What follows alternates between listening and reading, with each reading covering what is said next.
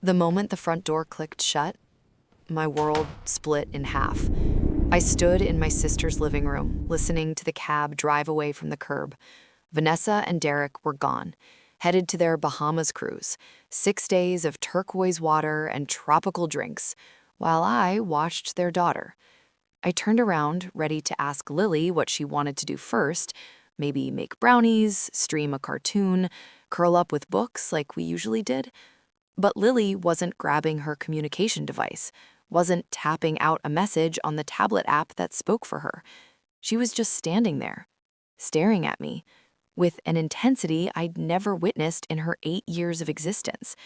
And then, my niece, the child everyone believed was nonverbal, the little girl who hadn't uttered a single word since she was 3, opened her mouth. "Aunt Jordan, don't touch the smoothie Mom left. She mixed in something dangerous." Her voice was clear, steady, like she'd been talking her whole life.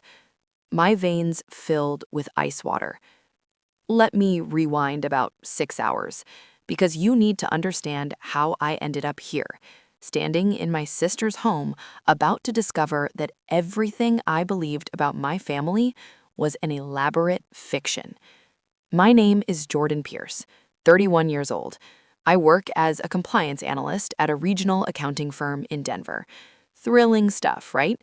While most people fantasize about beach vacations and romance, I fantasize about perfectly reconciled financial statements. My therapist claims I use data to maintain control. My therapist isn't wrong. That Saturday morning began ordinarily. Weekend coffee, silent apartment, genuine tranquility. Then my phone buzzed. Vanessa, my older sister. 6 years separate us, though sometimes it feels like 60. Her tone was syrup sweet. First red flag right there. Vanessa only deployed that voice when she needed something. "Jordan, I need the biggest favor." Apparently, she and Derek had booked an anniversary getaway. 6 days, Bahamas, super romantic, incredibly spontaneous. They needed someone to watch Lily. Obviously, I agreed, because that's what I always did for Vanessa. Sure, I'd love to. I genuinely meant it, too. I truly loved my niece, even though communicating via tablet could be draining. There was something magical about Lily. She possessed these enormous, observant eyes that seemed to capture everything around her. When I read aloud to her, she'd rest against my arm, and I could sense her unwinding, like my voice created a sanctuary. You see, Lily was born with a rare disorder. At least that's the story Vanessa broadcast to everyone. Something developmental, affecting her speech capability. Specialists identified it around age 3. Vanessa insisted nothing could fix it. I never doubted her. Why would I? She was my sister. Mothers understand their kids. Plus, I wasn't present much during Lily's early childhood. I'd relocated to San Francisco immediately after her birth. Career advancement. Couldn't turn it down. I'd visit for Christmas, maybe a long weekend occasionally. By the time Lily turned 3, she'd already gone silent. Vanessa had already constructed the entire narrative. I moved back to Denver 2 years ago when our mother fell ill, breast cancer, the brutal, prolonged type. I wanted proximity, wanted to support her during those final months. I began spending substantial time with Lily, reading stories to her, bringing chapter books, simply existing alongside her. Even without spoken language, we forged something genuine. Our father, Robert, had passed 5 years before Mom, cardiac arrest. He was the dependable, silent type, the kind of person who repaired problems without fanfare. After his death, our family felt unanchored. When Mom eventually died 16 months back, she left a trust fund behind, approximately $1.4 million, their combined life savings, Dad's insurance payout, everything accumulated over decades. The legal terms were explicit. Both Vanessa and I needed signatures for substantial withdrawals. Mom designed it that way intentionally. She also bequeathed me the family property, since Vanessa already owned real estate then. Seemed equitable at the time. Now I question whether Mom sensed something I missed. Regardless, back to that Saturday morning. I arrived at Vanessa's house around 1. Impressive property, perfect landscaping, the kind of residence that resembles magazine photography. Vanessa answered the door with an embrace, highly unusual. My sister typically avoided physical affection. "You're absolutely saving us, Jordan. Seriously." She looked flawless, as expected. Hair professionally styled, manicured nails gleaming, expensive suitcases positioned by the entrance. Derek was cramming luggage into the waiting taxi, barely acknowledged my presence. Quick wave, whispered greeting. He appeared agitated, perspiring noticeably. But Derek always seemed somewhat jittery, didn't register as concerning. Vanessa conducted a house tour, as if I'd never visited before. Kitchen's here, Lily's bedroom there, television remote location. Then she opened the refrigerator door, retrieved a large insulated bottle with a teal cap. "Made this specially for you. Green tea blend for anxiety relief. You look completely drained, Jordan. Too much overtime lately." The way she emphasized it felt strange, overly persistent. But I smiled anyway, expressed gratitude, because that's my pattern with Vanessa. Smile, say thanks, never challenge anything. The taxi horn blared outside. Vanessa hugged me again. 2 embraces in 20 minutes. Absolutely bizarre. Rushed out immediately after. Derek trailed behind wordlessly. I observed them enter the vehicle, watched it disappear down the street, then closed the front door behind me. Pivoted around, found Lily positioned there, staring at me, like she was preparing to announce an apocalypse. "Aunt Jordan, don't touch the smoothie Mom left. She mixed in something dangerous." My lungs stopped working. Brain went blank. The insulated bottle remained clutched in my grip, suddenly transformed into an explosive device. My niece, the child everyone believed was nonverbal, the little girl who hadn't uttered a single word since she was 3, opened her mouth. But what Lily revealed next, what she'd been concealing for 5 years, wasn't just about the poisoned drink. It was about why Vanessa forced her to silence and what my sister had been systematically stealing from our family trust. I set the insulated bottle down on the counter, like it was radioactive material, my hands shaking so violently I nearly dropped it. Then I turned back to Lily, sank down to my knees, bringing myself to her eye level. "Lily," I whispered it. You can talk?" She nodded, eyes enormous, frightened, but something fierce burned there too, something determined. "I always could, Aunt Jordan. Mommy made me stop." The room tilted sideways. I pressed one palm against the floor, trying to steady myself. "What do you mean, made you stop?" And that's when my 8-year-old niece told me a story that shredded everything I thought I understood about my family. I was 3. Lily's voice was soft but clear. Grandma Patricia came to visit. She was sick already. I didn't know what cancer was then, but I knew she looked different. I nodded, remembered that visit. Mom had looked so frail. Grandma told Mommy something, about money, about the will. I was playing with blocks in the corner, but I heard everything. Children always hear everything. We just assume they're not listening. Grandma said she was leaving the trust to both of you, that you'd both have to agree before anyone could take money out. Mommy got really angry after Grandma left. Lily's small hands twisted together. She told Daddy that Grandma didn't trust her, that it wasn't fair, that you'd gotten the house and now you'd control the money too. My chest tightened. Mom had been protecting the assets from Vanessa. Then one day, I heard Mommy on the phone, talking to someone about the trust, about how she needed to access it. The person said something about forging signatures. The word hung in the air. Forging. I didn't know what that meant, so I asked Mommy. I said, "Mommy, what's forging?"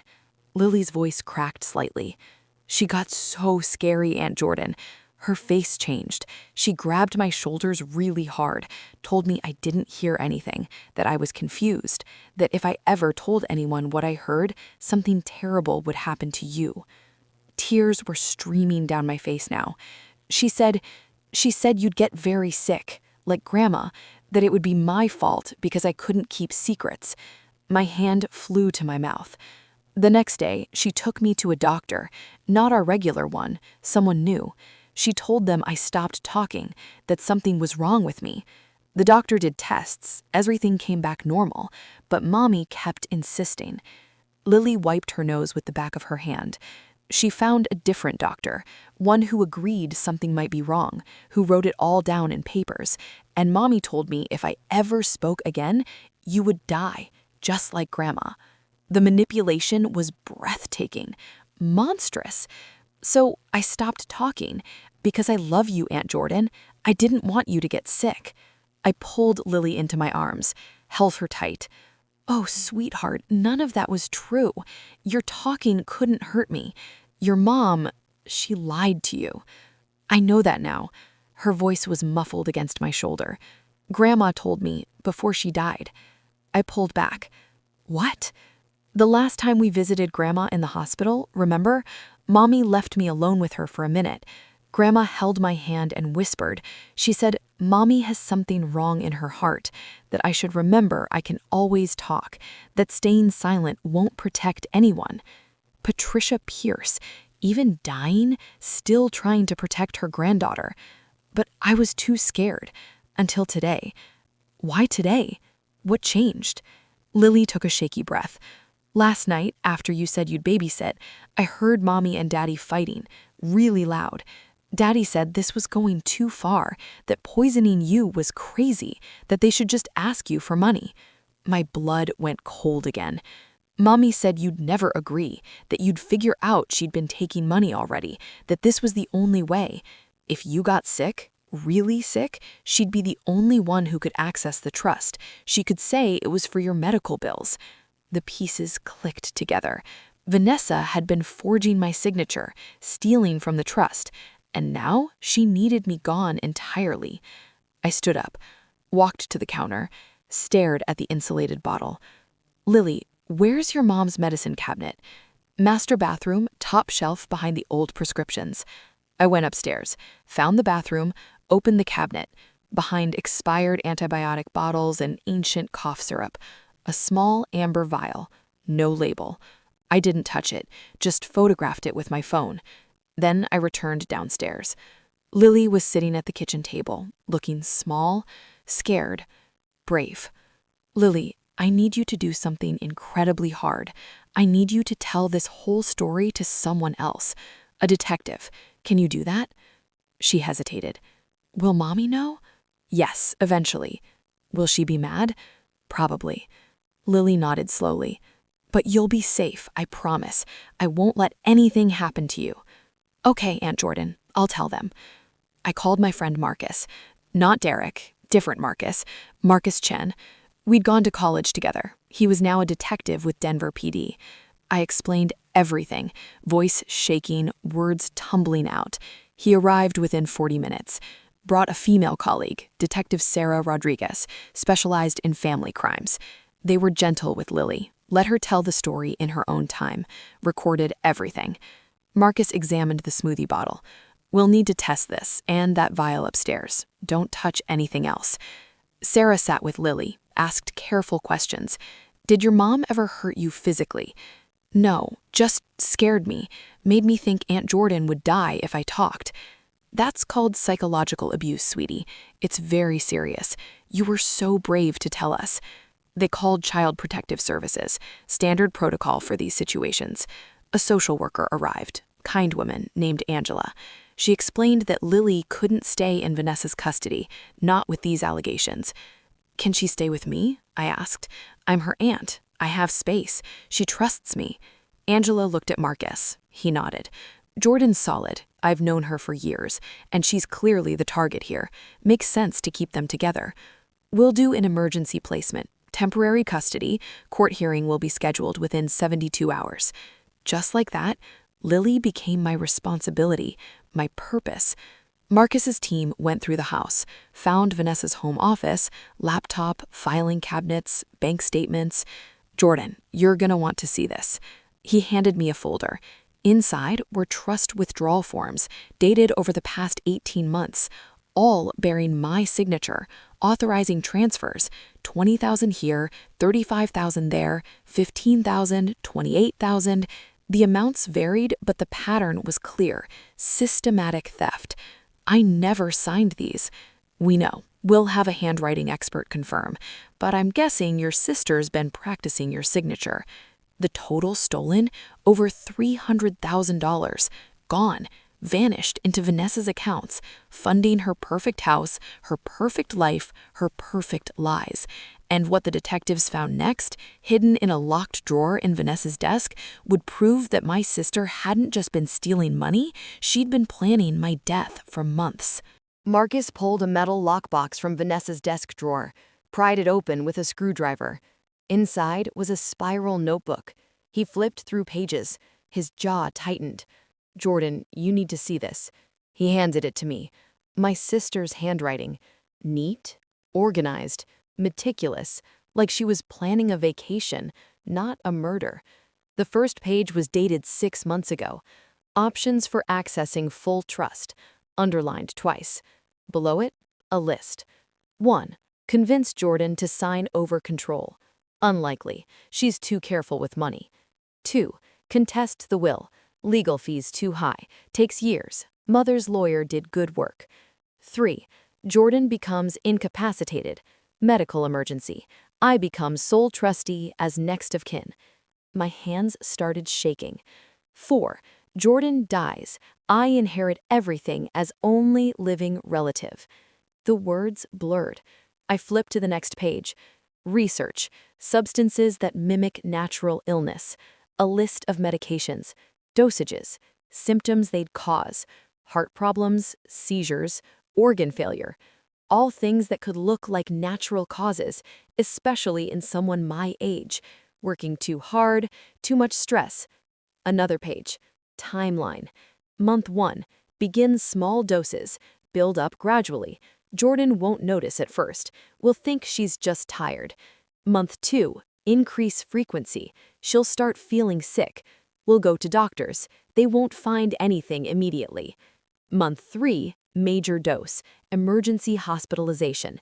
By then, her system will be compromised. Could be fatal. If not, continue until it is. I was reading my own murder plan, written in my sister's careful handwriting. Sarah Rodriguez looked over my shoulder. That's premeditated attempted murder. This is serious prison time. Marcus pointed to another section. There's more. A page titled Contingency Plans. If Jordan suspects anything, blame Derek. He's weak. We'll take the fall if pressured. Divorce him. Play the victim. Keep the house.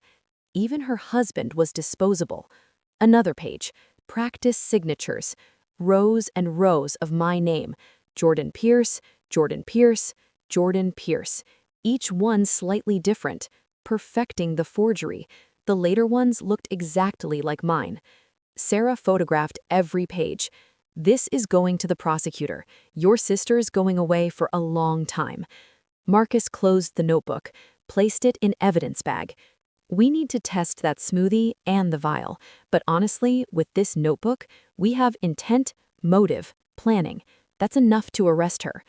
She's on a cruise ship. I said it numbly. How do we contact the cruise line. They'll hold her until the ship docks. We'll have officers waiting. He looked at me seriously. Jordan, your sister tried to kill you. This wasn't some impulse. This was calculated, planned over months. You understand that, right? I nodded. Couldn't speak. Lily appeared in the doorway. Aunt Jordan, are you okay? I knelt down, opened my arms. She ran into them. I'm okay, sweetheart. You saved my life. You know that. She nodded against my chest. I was so scared, but Grandma said brave people are scared too. They just do the right thing anyway. Your grandma was a very smart woman. The lab results came back 48 hours later. I was sitting in my apartment, Lily coloring at the kitchen table. Marcus called. The smoothie tested positive for oleander extract, enough to cause serious cardiac distress, maybe death depending on your body weight and how much you drank. Oleander, beautiful flowering plant, extremely toxic. Vanessa had grown them in her garden. I'd complimented them last summer. The vial matched, same substance, concentrated. She'd been collecting it, probably for months. And the signature analysis? Confirmed, forgery. Expert is willing to testify.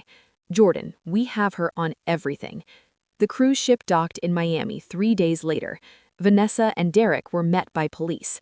Apparently, she screamed at them, demanded to call her lawyer, insisted this was all a misunderstanding. Derek broke immediately, confessed everything, how Vanessa had been stealing from the trust, how she'd forged signatures, how she'd planned to poison me. He claimed he tried to stop her, that he'd argued against it, but he never called police, never warned me, just went along. That made him complicit. Sarah told me he was trying to negotiate a plea deal, testimony against Vanessa in exchange for reduced charges. She's a coward, Sarah said bluntly, but cowards make excellent witnesses. They tell the truth to save themselves. The preliminary hearing was scheduled. I had to testify, explain the trust, the forged signatures, the theft. I brought documentation, bank statements, Mom's will, the withdrawal forms I'd never signed. Vanessa sat at the defense table, designer suit, hair perfect, playing the role of wrongly accused sister, until the prosecutor showed the notebook, read passages out loud. Her face went pale, then red, then stone cold. Her lawyer requested a recess, probably telling her she was cooked. During the break, Vanessa tried to approach me in the hallway. Security stopped her, but she shouted across the distance, "You always had to be Mom's favorite. You got the house, you got her trust. What was I supposed to do?" I stared at her. Not try to murder me, that would have been a good start. I wasn't trying to kill you, just make you sick so I could manage the money. You're so controlling, Jordan, always have been. The prosecutor stepped between us. Mrs. Winters stopped talking immediately. But Vanessa kept going. Lily was supposed to keep quiet. I gave her everything, a good home, nice things. All she had to do was keep one little secret. You terrorized a 3-year-old into silence for 5 years because you wanted money, our parents' money, that they worked their entire lives to save. They would have wanted it mine. I'm the oldest. I deserved it. You deserved nothing. I turned away, and now you'll get exactly what you earned. The judge denied bail, flight risk, danger to others, specifically me. Vanessa was remanded to county jail to await trial. Her perfect life, her perfect house, her perfect lies, all gone. Sitting in a cell, wearing orange. Exactly where she belonged. Lily started therapy immediately. Dr. Rebecca Kim specialized in childhood trauma. The sessions were hard sometimes. 5 years of fear and manipulation don't disappear overnight. Some days Lily went quiet again, the old terror creeping back. What if Mommy gets out? She'd whisper. What if she comes for us?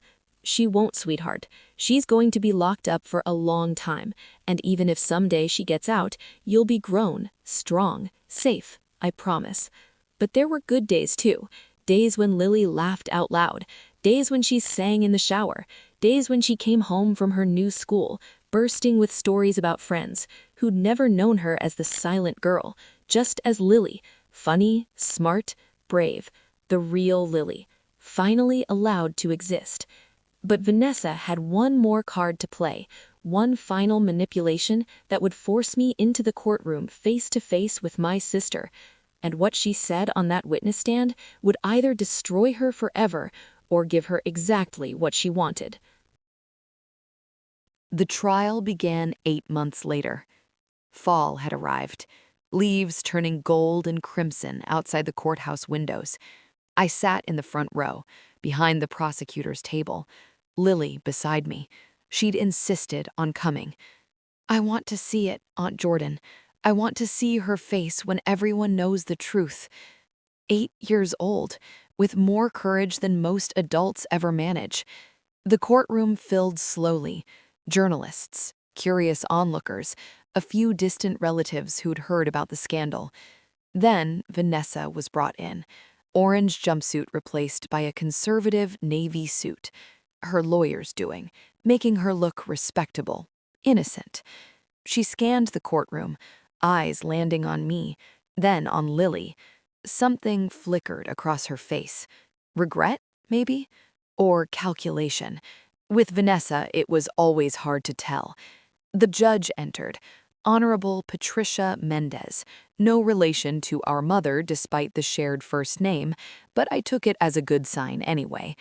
Opening statements began.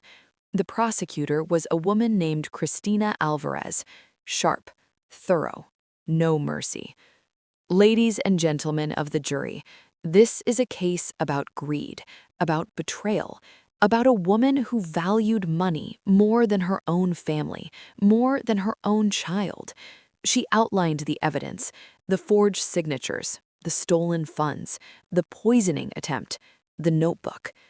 The defendant didn't just steal from her sister, she planned to murder her, methodically, over months, and she used her own daughter as a pawn, terrorizing a 3-year-old into silence to hide her crimes. Vanessa's lawyer stood, Martin Hughes, expensive suit, practiced sympathy. My client is a devoted mother, a loving sister who made some mistakes, yes. Poor financial decisions, yes. But attempted murder, psychological abuse, these are exaggerations, misunderstandings. We'll show you that Vanessa Winters is a victim herself of circumstances, of miscommunication, of a family tragedy that spiraled out of control. Lies, all of it, but delivered smoothly. The prosecution called their first witness, Marcus Chen. He explained the investigation, the evidence recovered, the timeline. We found premeditation, clear intent. This wasn't impulsive, it was calculated. The defense tried to poke holes. Detective, isn't it possible the notebook was simply creative writing, a fiction project? No, counselor. This contained specific plans, real bank account numbers, accurate trust fund details. This wasn't fiction. Next witness, the handwriting expert, Dr. Raymond Torres. He displayed the forged signatures alongside my real ones. The forgeries are excellent, near perfect. This took practice, lots of it. Look here, the loop on the J is identical. The slant matches. This is professional-level document fraud. Could these signatures have been signed under duress? Could Miss Pierce have been forced to sign? No, these are clear forgeries. Miss Pierce's signatures show consistent pressure patterns. These forgeries show hesitation marks, multiple attempts, classic signs of copying. The toxicologist testified next, Dr. Sarah Okoye. Oleander extract is extremely toxic. The concentration in the smoothie was sufficient to cause cardiac arrest, especially if consumed regularly over time, as the evidence suggests was planned. Could this have been accidental contamination? Absolutely not. Oleander doesn't naturally occur in beverages. It had to be deliberately added, and the concentration was too precise to be accidental. Then came Derek, my former brother-in-law, looking haggard, broken. Taking a plea deal meant testifying. He'd chosen self-preservation over loyalty. Mr. Winters, tell us what you knew. He took a shaky breath. Vanessa told me she was taking money from the trust, said Jordan would never notice, that it was technically family money anyway. When did you learn about the poisoning plan? About 4 months before the cruise. I walked in while she was writing in that notebook. She tried to hide it, but I saw enough. I confronted her. What did she say? That she was just brainstorming, that she'd never actually do it. But then she bought the oleander extract online, had it shipped to her office, and she started making Jordan those smoothies, special deliveries, said it was sisterly bonding. Did you try to stop her? His voice dropped.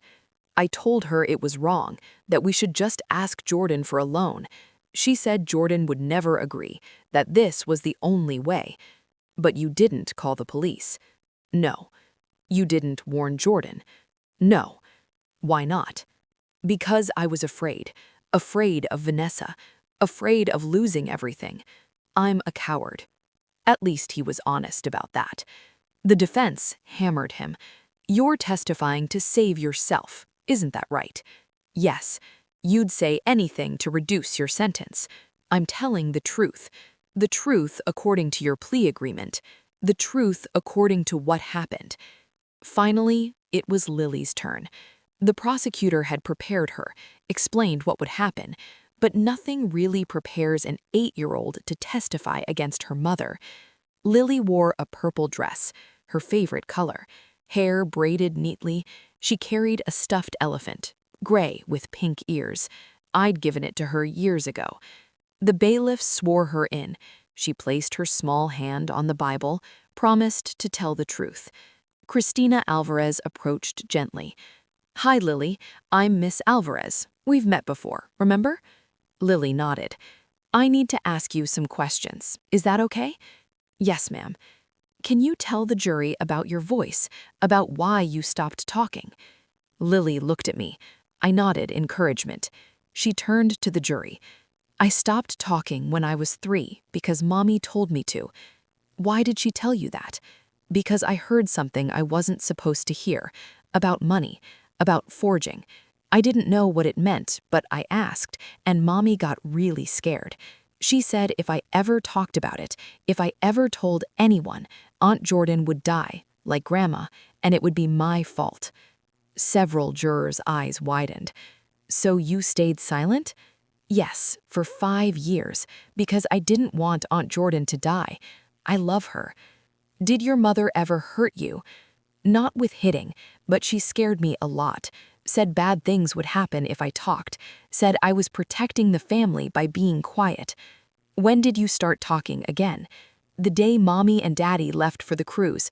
Mommy made a smoothie for Aunt Jordan. I saw her put something in it, something from a little bottle. I knew it was bad. So when they left, I warned Aunt Jordan, even though I was scared. That was very brave, Lily. Grandma told me brave people get scared too. They just do the right thing anyway. The defense attorney approached for cross-examination. Martin Hughes. He tried to look kind. Failed.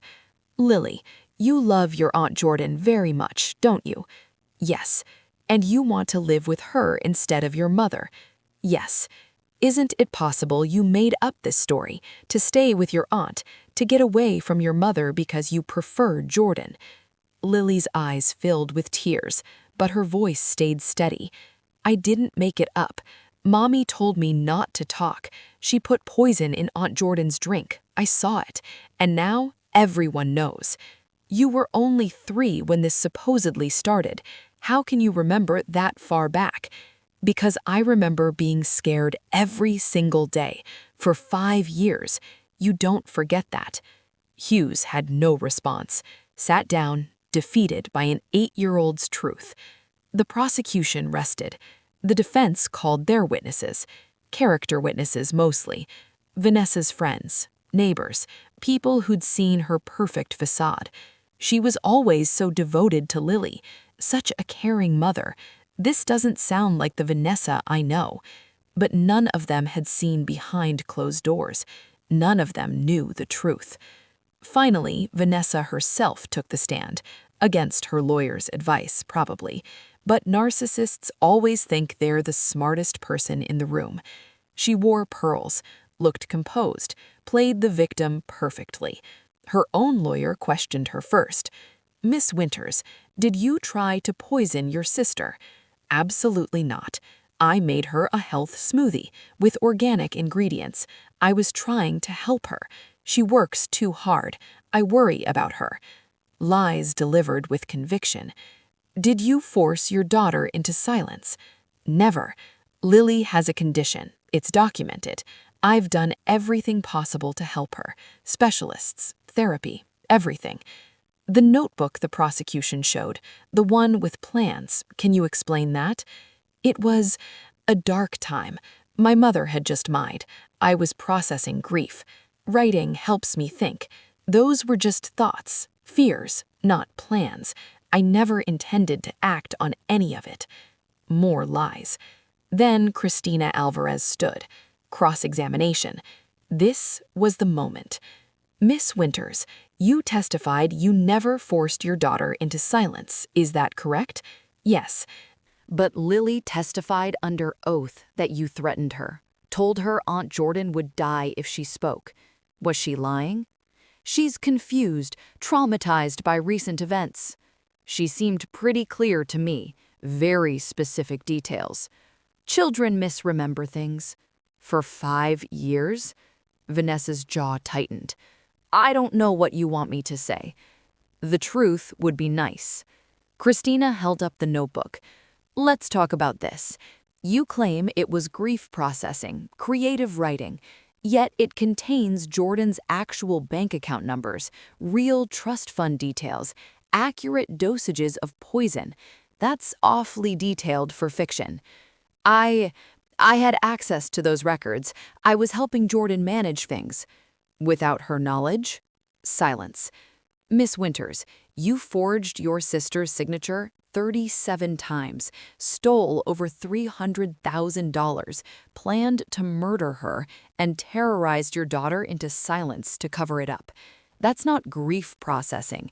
That's premeditated felony. You don't understand. Jordan got everything. The house, Mom's trust. You needed money, so you decided murder was the answer. I didn't try to murder anyone. Then what would you call putting oleander extract in someone's drink? I wanted her to get sick, not die, just sick enough that I could manage things. The courtroom went silent. She'd just confessed. Hughes put his head in his hands. Christina smiled. No further questions, Your Honor. And just like that, Vanessa had destroyed her own defense. But the real shock came when the jury returned, because what they decided about my sister's fate and what happened to Lily afterward would finally give us both the ending we deserved. The jury deliberated for 6 hours. 6 hours that felt like 6 years. Lily and I waited in a small room down the hall. She colored, I paced. Marcus brought us sandwiches. Neither of us could eat. Finally, the bailiff knocked. They've reached a verdict. My heart hammered against my ribs. We filed back into the courtroom. Vanessa was already seated, looking smaller somehow, the confidence gone, replaced by something that looked almost like fear. The jury entered. 12 faces, serious, solemn. No one looked at Vanessa. That was a bad sign, for her anyway. The foreperson stood, a woman in her 50s, reading glasses perched on her nose. On the count of attempted murder, we find the defendant guilty. Vanessa's face went white. On the count of fraud, guilty. Her hands gripped the table. On the count of forgery, guilty. On the count of child endangerment, guilty. On the count of theft, guilty. Guilty. Guilty. Every single charge.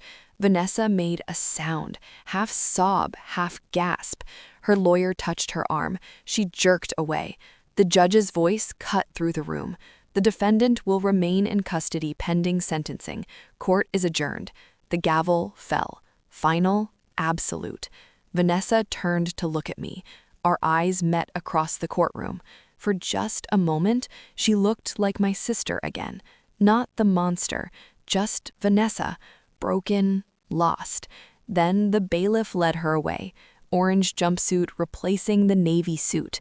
Reality setting in. Lily squeezed my hand. Is it over, Aunt Jordan? Yes, sweetheart, it's over. Sentencing came 3 weeks later. I didn't attend, didn't need to. Marcus texted me the results. 22 years, no parole eligibility for 15. 22 years. Vanessa would be 61 when she got out, if she got out. Lily would be 30, a grown woman with a whole life lived beyond her mother's manipulation.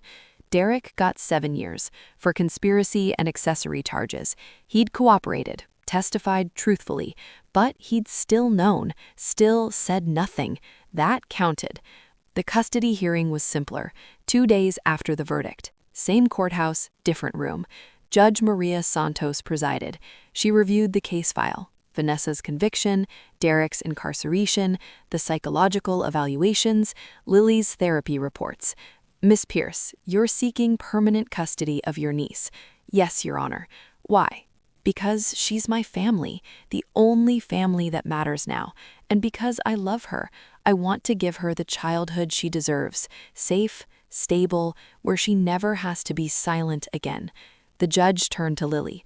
Young lady, do you want to live with your Aunt Jordan? Lily stood. Same purple dress from the trial, same stuffed elephant. Yes, ma'am. Aunt Jordan listens to me, really listens, even when I couldn't talk. She made me feel like I mattered. She reads me books, makes pancakes shaped like dinosaurs, and she never made me scared. Judge Santos smiled, small but genuine. Custody is granted to Jordan Pierce, permanent legal guardianship effective immediately. The gavel fell. Lily was mine, officially, legally, forever. We walked out of that courthouse hand in hand, into autumn sunshine, leaves swirling around our feet. Can we get ice cream, Aunt Jordan? Absolutely. What flavor? Chocolate, with sprinkles and gummy bears. That's a lot of sugar. I know, but we're celebrating. She wasn't wrong.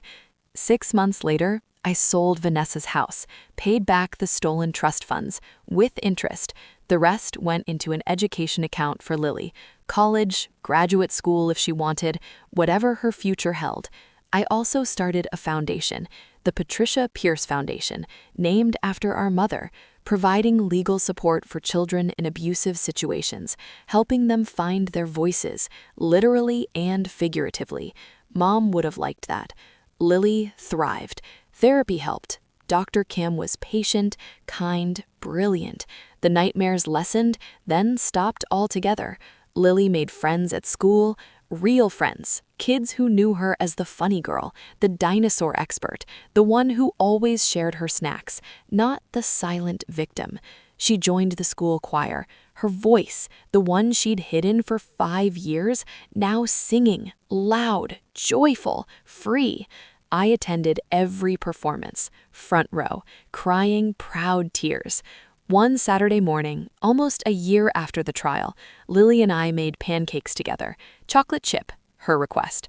The kitchen was a mess, flour everywhere, batter splattered on the counter, perfect chaos. Aunt Jordan? Yes, sweetheart. Do you think Mommy thinks about me? The question caught me off guard. I set down my spatula. Probably. I think she thinks about you a lot. Do you think she's sorry? Harder question.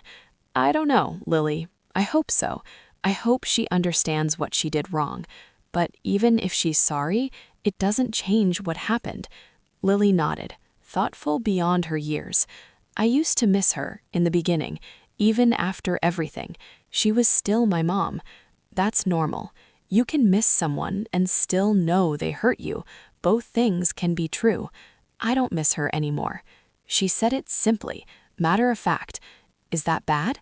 No, baby, that's not bad. That's healing. She smiled, flipped another pancake. Good, because I like my life now, with you. Is that okay? More than okay. I like my life with you too. We ate pancakes on the balcony, morning sun warming our faces. Lily talked about her upcoming field trip, science museum, something about the planetarium. I listened, really listened, the way she deserved. My phone buzzed. Message from Marcus. Just heard, Vanessa tried to appeal. Denied. Conviction stands. She's done. I deleted the message, didn't mention it to Lily. Some things could stay in the past, where they belonged. That afternoon, we went to the park. Lily played on the swings, pumping her legs, going higher, higher, laughing. A woman on the next bench smiled at me. Your daughter is beautiful. I didn't correct her. Thank you. She really is. Because in every way that mattered, Lily was my daughter, not by birth, but by choice, by love, by showing up every single day. Before we end, if this story touched you, hit that subscribe button. Share it with someone who needs to hear it, someone who's found family in unexpected places, someone who knows that blood doesn't always mean loyalty. Your support means everything. Thank you. Now, the ending. 2 years after the trial, Lily turned 10. We celebrated with a small party, just her closest friends. Chocolate cake, purple decorations, dinosaur-themed because some things never change. That evening, after everyone left, Lily and I sat on the couch, exhausted, happy. She leaned against my shoulder, the same way she used to when she was silent, when books were our only conversation. Aunt Jordan, thank you. For what, sweetheart? For listening when nobody else did, for believing me, for keeping me safe. I kissed the top of her head. Always. That's what family does. Real family, she corrected. Yeah, real family. We sat in comfortable silence, the kind that doesn't need words, doesn't need explanation, just presence, just love. Sometimes the people who hurt us most share our blood, our history, our last name, but that doesn't make them family. Family is who shows up, who listens, who protects, who loves without conditions, who makes you feel safe enough to speak, even after years of silence. Vanessa was my sister, but she stopped being my family the day she chose money over humanity. Lily was my niece, but she became my daughter the day she trusted me with her voice, the day she chose bravery over fear, and I became her mother, not because biology said so, but because every single day I chose her, her happiness, her healing, her future. That's what matters. Not genetics, not obligation, choice. 3 years later, Lily is 13, thriving, honor roll student, still obsessed with dinosaurs, also into marine biology now, wants to study oceanography. I have no doubt she will. She still sees Dr. Kim, once a month now, maintenance sessions, making sure she stays healthy, mentally, emotionally. We talk about Vanessa sometimes, not often, but when Lily needs to, when questions surface, when old wounds ache. Do you think I'll turn out like her? She asked once. No, sweetheart, you already made different choices. You chose honesty, bravery. You chose to speak truth even when it was terrifying. That's not who your mother was. But I'm half her, genetically. You're also half your father and half yourself, the part you're building every day. The choices you make, the person you're becoming, that's all you. She thought about that. I like who I'm becoming. Me too, Lily. Patricia Pierce was right. Even dying, even in pain, she saw what mattered. She protected her granddaughter, whispered the truth, gave Lily permission to speak. Some legacy isn't money, isn't property, isn't material. Sometimes legacy is courage, is truth, is teaching someone their voice matters. That's what Mom left us, not the trust fund.